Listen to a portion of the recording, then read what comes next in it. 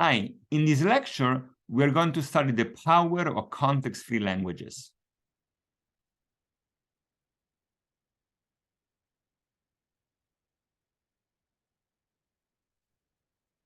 How do we understand the power? Well, just like we have done for regular languages, we can proceed by studying the closure of context-free languages under standard operations like union, concatenation, and star. Now, let's recall from regular languages. If A and B are regular, then what about these languages here? Not A union B, A concatenation B, and A star. Is any of these regular? Do you remember? Yes, they are in fact all regular. We saw this in the previous lectures, that all these languages are regular. Now let's ask the same question for context-free languages. Suppose A and B are context-free, and the proof here would be even shorter than for regular, because context-free grammars are a bit more flexible than DFAs. So let's say that A is a language of a grammar GA, which, remember, a grammar is specified by a set of variables and a set of terminals or alphabet and a set of rules and a start variable. And B is a language of a grammar LB. Now, what about A union B? Can you think how you would combine these two grammars to get a grammar for A union B? Well, we can just add a new start variable and send it to either SA or SB. Now, clearly, the strings derived in this grammar are the strings derived in the GA, and those derived in GB. Okay, so this will be the union. Okay. Any string derived in GA can be derived in this new grammar by first sending S to SA and then doing what we were doing before. What about concatenation? Can you think of a way to combine the grammars to obtain the grammar for the concatenation of the languages? Well, you can just have the rule S goes to SA, concatenation SB. Okay, then SA will be expanded with a string, with any string in the language LA by definition, and similarly for SB. So we get a concatenation language. What about star, A star? Can you think about that? Well, we can just add the rules. S goes to SSA or epsilon. Okay, so we can derive the epsilon string, which, remember, is always present in the star of a language. Or we can have some string in LOA and then repeat. So the above are all context-free. Context-free are closed under union, concatenation, and star. But in general, and we're going to see this thing later, the complement, not A, is not context-free, unlike the case of regular languages.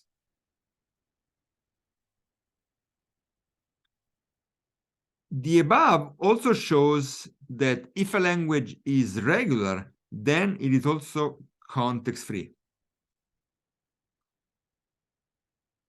Okay? One way to see that is because an equivalent definition of regular languages is via regular expressions, which are basically expressions that you can form with union, concatenation, and star, and some basic expressions like terminals, which are easy to do with the context-free grammar. So context-free languages contain regular languages. Okay. Okay, let's now see some examples of these closures. Let's start with the closure and the union. So here my alphabet is 0, 1 pound, so an alphabet of 3 symbols, And let's give a context-free grammar for the language of strings x, pound y, where x, y are bit strings, and the length of x is different from the length of y, or x is the reverse of y. What is the reverse of y? The reverse of y is just a string which is obtained by reversing the bits. So the reverse of 001 is 100. The reverse of 11010 is 01011. The reverse of 1 is 1. Okay, how do we get a grammar for this language? Well, we can observe that we have an OR here, so we can use the closure under union. I'm going to write L as L1 union L2, where L1 is the language of strings, where the length of x is different from the length of y, and L2 is the language of strings, where x is equal to y reverse. Okay, and then we want a grammar for L1 union L2. Okay, so how do we get the grammar for L1? Well, we saw this earlier. This is the grammar that was given earlier, and we look at it carefully. So B is just a bit. A derives strings of equal length. R derives strings where y is at least as long as x. L derives strings where x is at least as long as y. And then if we start with the start variable, we can throw in one more symbol and then do either left or right, and we're going to get any string where the lengths are not the same. Okay. What about the language of strings where x is equal to the reverse of y? This is relatively easy, and actually context-free grammars are especially suited for doing this. Okay. In fact, a very simple grammar will do it. You can grow symbols on both sides of a variable. So you have a start variable s2, and then you have rules s2 goes to 0, s2 0. So you grow a 0 on both sides. And then s2 goes to 1, s2, 1. So you grow 1, or you can remove s2 with a pound. Okay. If you think what you can generate here, what you can derive, you can do s2 0, s2 0, and then I can do again. Let's say I apply the second rule now, you will get a 0, 1, s2, 1, 0. And as you can see, this string here is the reverse of that. Okay, so now to get the grammar for the union of the languages, we just add the new start variable and the new rules s goes to s1 or s2. Okay. The language of G1 is L1, the language of G2 is L2, so the language of G is the union of L1 and L2, which is L.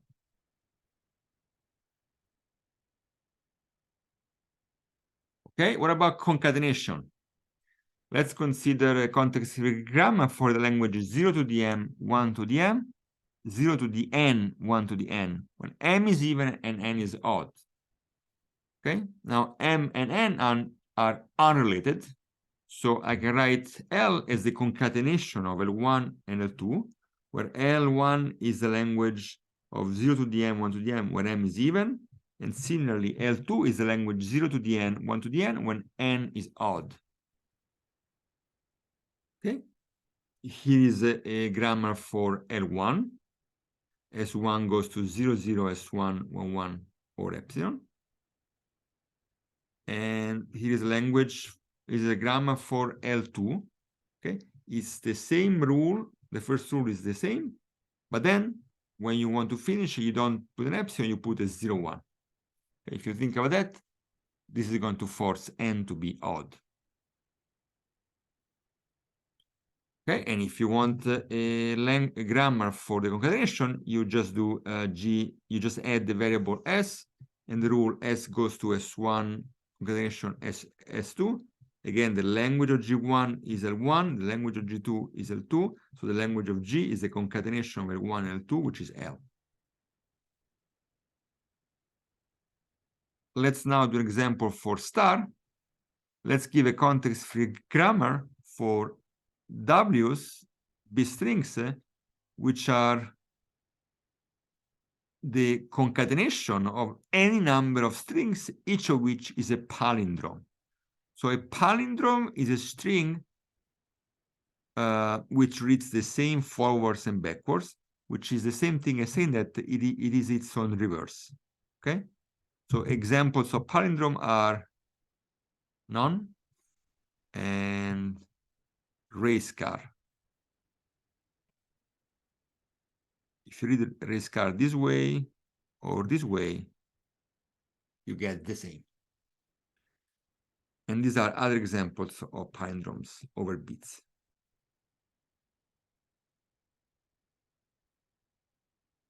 Sorry, these last two are not palindrome. These first three are palindromes. These last two are not palindromes. Okay, so we can write now L as L1 star, where L1 is the language of palindromes. And observe that, in fact, L is everything, is 0, 1 star, but we're not going to use that. We're going to give a grammar for L using the rules for star. Here is a language for palindromes.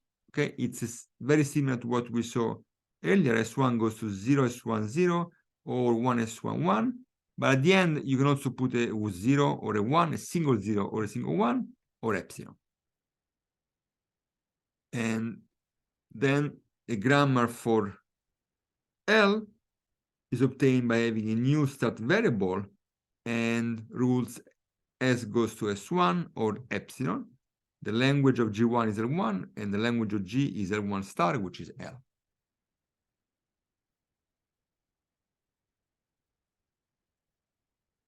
Okay?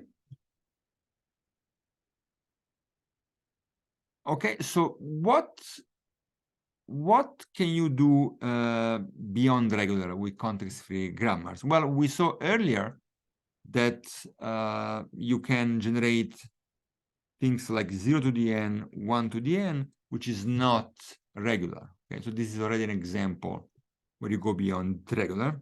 Another example is that you can derive strings and its reversal with something in the middle. This is something that we have used already several times in this class. And you accomplish this with rules like S goes to 0 as 0, or 1 as 1, or C, where C is another variable that generates its own language. Okay? So for example, with a series of rules, you can generate a string like 001 C 1000. Okay? Observe this thing on the left is the reverse of this thing on the right. More generally, you can derive strings of the form a to the k, c, b to the k, where a are other variables which derive their own language. And again, we can use rules like s goes to a as b or c. Let's give another example. Let's pick the alphabet as 0, 1 pound, and recall WR is the reverse of W. Let's generate the language L of strings W pound X, where the reverse of W is a substring of X. The reverse of W is a substring of X. So there is X, there is W, that could be shorter, and inside X, you have the reverse of W. Now, it's useful to rewrite L as follows. I'm going to write L as W pound X, W reverse Y. Okay? So because the reverse of W has to be inside this X here, I can just have this formulation here, W pound X, W reverse Y. And here is a claim, a grammar for that. And again, a good way to proceed is to explain what each variable derives. So what can derive B? What can B derive? Think about it.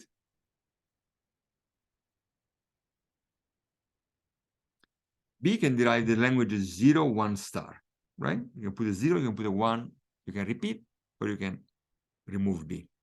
What about C? C can grow zeros on each side or ones on each side, and then when you want to remove C, you must put a pound and go to B. So C derives W pound 0, 1 star, W reverse. And now clearly, because at the beginning we do S goes to CB and B does 0, 1 star, the language of G is equal to L, because this first B here will give me any string here 0, 1 star that I want.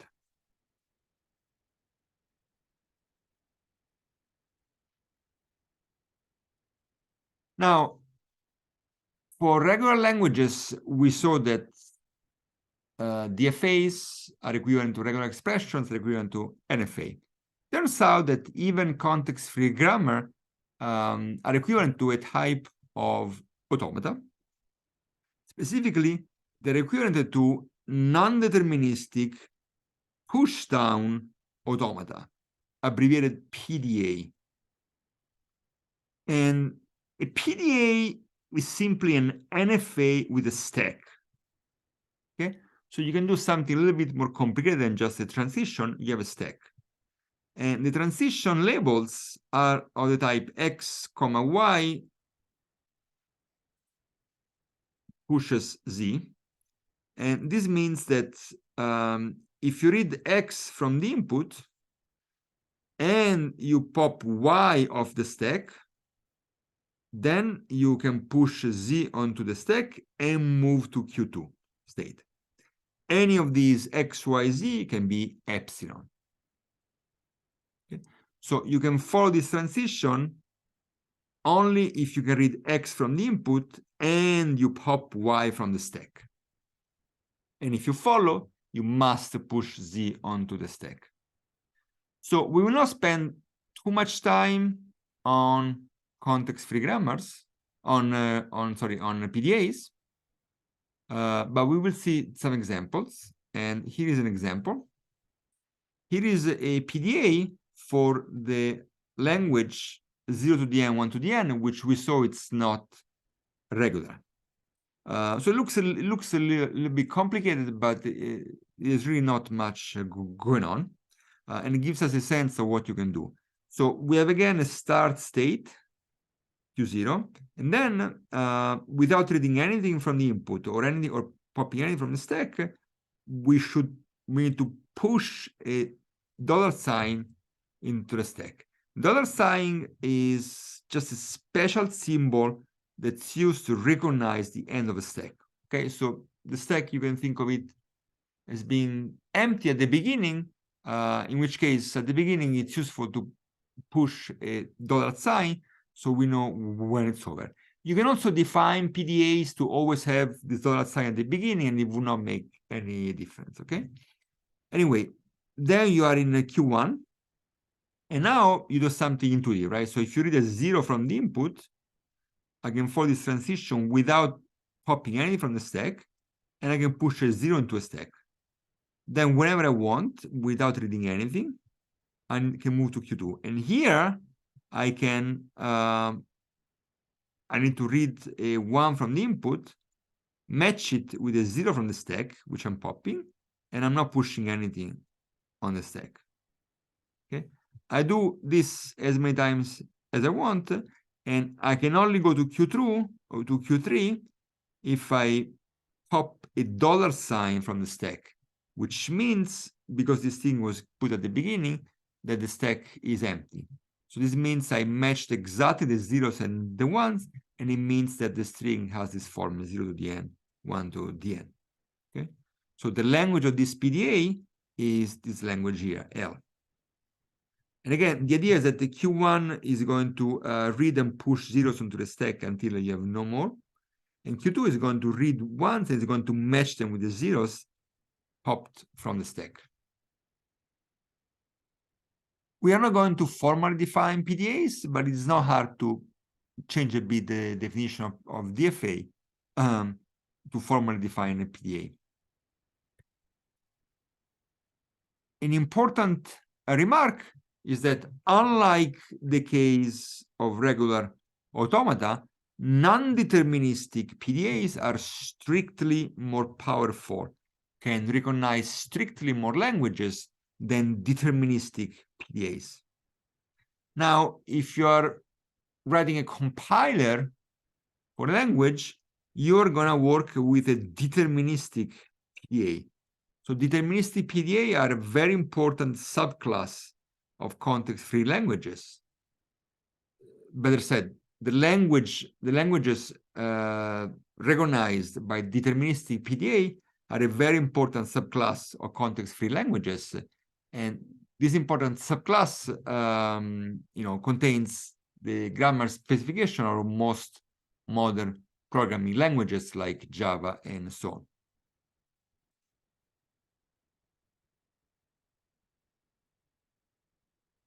And the next topic for the next class would be non-context-free languages.